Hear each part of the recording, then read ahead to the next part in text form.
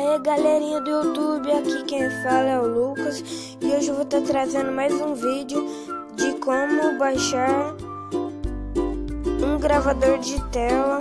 É muito bom, pessoal, é um Mobzinho. Vou na Play Store e escreve Mobzinho.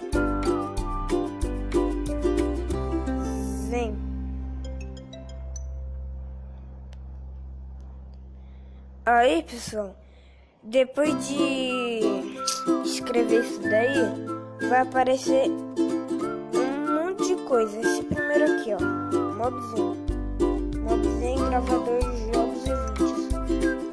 Então, vocês vão lá, baixem ele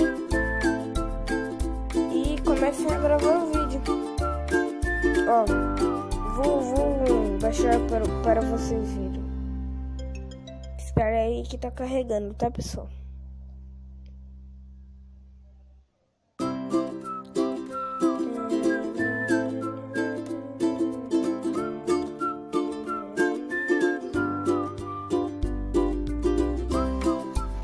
Tá, mano, a internet tá muito lenta, velho.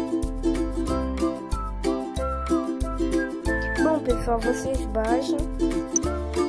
E por hoje só foi isso. Aí vocês coloquem lá pra gravar. Por hoje só foi isso. Valeu, falou e tchau, fui.